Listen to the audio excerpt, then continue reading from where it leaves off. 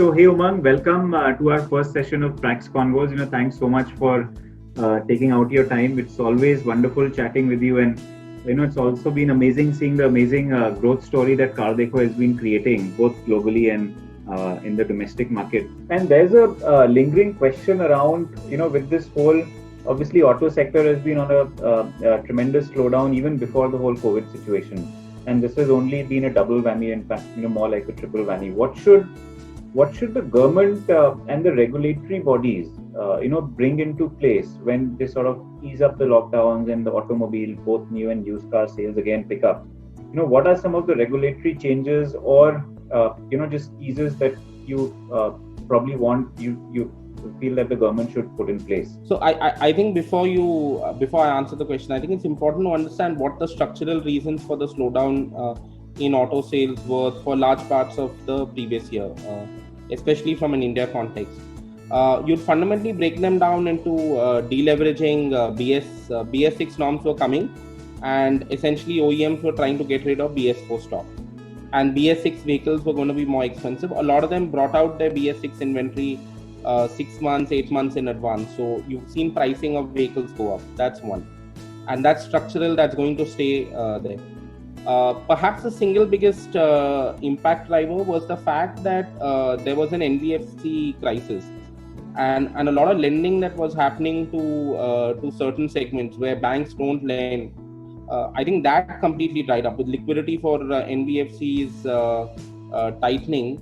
That dried up, and I think that was one of the biggest drivers of the fact that you had a slowdown as far as new car sales is concerned.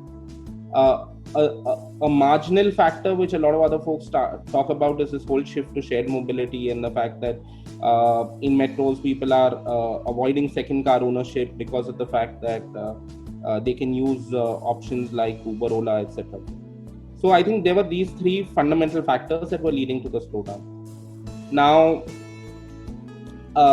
perhaps the biggest change that the government can bring is if they are able to ensure sufficient NBFC liquidity, as well as encourage and incentivize consumer lending. So you have repo rates going down, you've got interest rates going down, but I think policy norms at banks, NBFCs, and are all going to tighten. And if somehow the government is able to incentivize to keep the credit flow, especially to retail, flowing, I think that can be a huge positive in terms of helping the sector. B, as I said, I think COVID will lead to folks shifting from shared to personal mobility.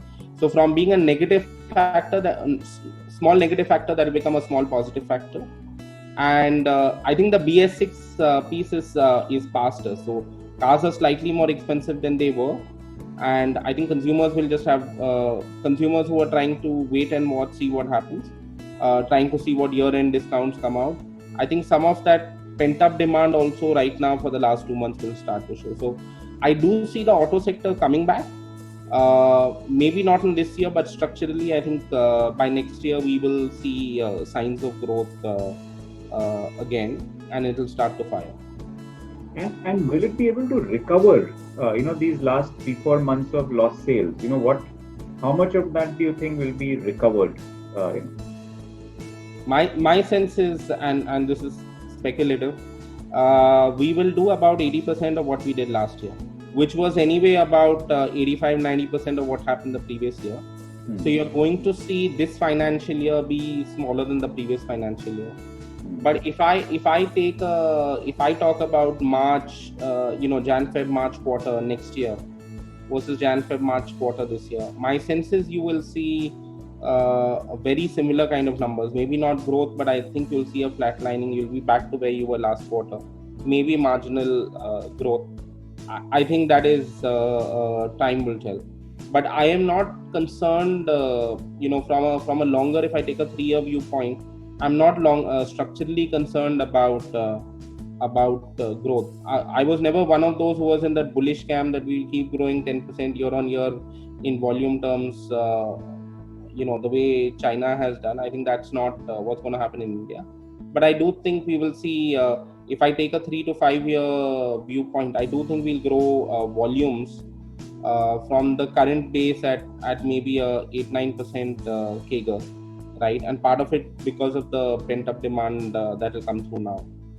And if I change gears a little bit, one thing that we are getting asked a lot is what's happening on the ground, and what do you expect in the next week and sort of week or two ahead?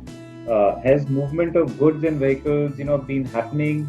Our dealerships, at least and you guys getting online queries both for used and new cars in the green zones and the orange. Do you think sales is going to pick up? Will people start turning up to dealers?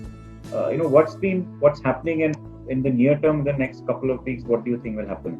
The entire automotive industry, and I'll focus my answer on new car first. I think there is a complete value chain, right? And you need to get all parts of that value chain moving. In Maharashtra, the situation's still pretty grim, right? 1,000 odd cases declared yesterday. A lot of manufacturing plants, a lot of automotive components come in from that part. So I think before you see a full-fledged return, before you see supply chains return to normalcy, before you see OEMs ramp up production, they're not going to do that unless demand centers in metros are back in action and buying cars. And everyone's trying to second guess whether there may be another lockdown later, there may be other pieces. So my sense is you can pretty much wipe out this quarter. I think you will see whatever the government does in terms of easing out the lockdown, etc. I think the focus more is on planning and ensuring things come back online. I think you will see a normalcy resume from July 1st for sure, in terms of production, in terms of some of the other pieces. And I think OEMs will figure out how they want their entire supply chain, how they want their dealerships to operate, what the new norm in terms of consumers will be. I think a lot of people are going to look globally. I think China has not seen a V-shaped recovery. It's been slightly U-shaped in terms of the fact that car sales were down 80% in Feb, about 60% odd in March, and still down about 40 odd percent in April. So we are seeing a recovery, but it's gradual. And I think that is the new normal that a lot of OEMs will prepare for, think through, etc. So I'm not bullish that we are going to sell a ton of cars in June. My sense is by the time you truly see a return to action is probably July, August, September. And if we do maybe 50-60% of what we did last year in July, August, September, I would be pleasantly surprised. Perfect. Umang, thanks so much. It's always amazing talking to you. So thanks so much for your time, and all the best to you and Car Dekho and the sort of continuation of that trajectory. And wish you all the health, you, your family, friends, colleagues, everyone. And thanks again for your time.